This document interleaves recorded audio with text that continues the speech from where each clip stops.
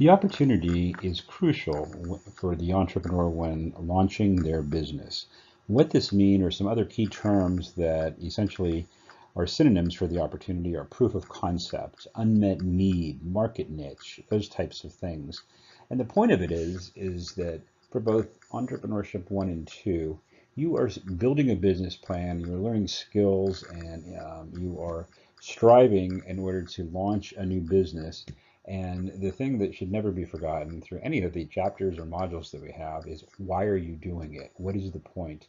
What are you doing that you can say is going to be either better or different than anyone else in the industry is doing?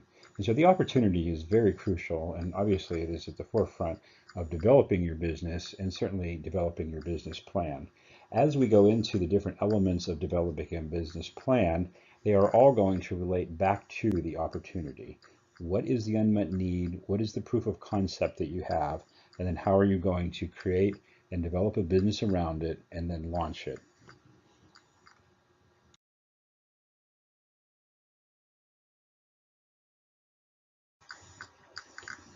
The concept of value is something that should be considered both in the proof of concept and also once the business is launched. Entrepreneurs need to continue to innovate and adapt to changing circumstances and environment and that type of thing in order to remain competitive. But the main thing to remember is what are you doing for your business that is either different or better than anyone else in the industry in your mind is doing that will attract customers?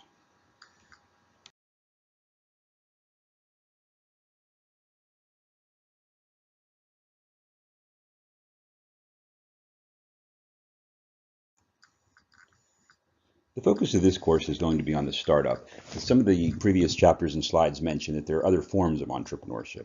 Some of the very large companies out there now are actually trying to create intrapreneurships where they have entire either large departments or even businesses within their business where they try to foster innovation. The classic startup is just that, and that's what we're going to be doing in Entrepreneurship 1 and 2. You are coming up with an idea that is either original or different than anything that's being done. You're creating a business plan around it, and you are beginning the process of being able to launch that business. The qualities of a startup are strong leadership from the main entrepreneur. Someone needs to be driving this, and that's where entrepreneurship characteristics come in. The other thing is the complementary talents and outstanding teamwork of team members.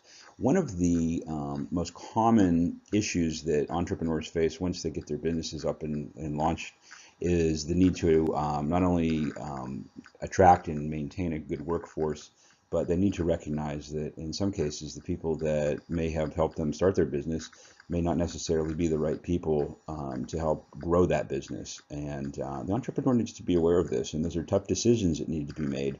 But as the business is growing, typically they're so focused on the growth phase of it that they sometimes forget that the infrastructure or that the organizational hierarchy also needs to adapt and develop as the business grows.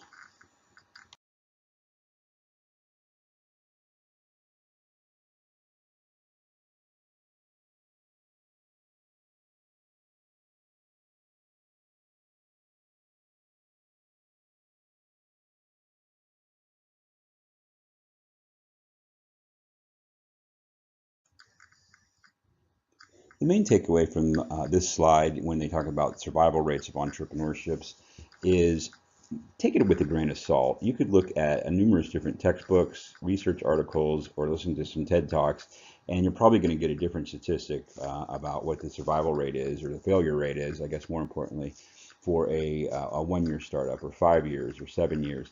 And that's good information to have, but think about it. If you're running your own business, what's the difference? If you're doing what you need to be doing, you're passionate about it, you believe in it, and you're making the right choices, you're going to have a higher probability of success. There are a number of outside factors that will be discussed in these two courses that sometimes are beyond your control. One would be an example would be the Great Recession of 2007 and 2008.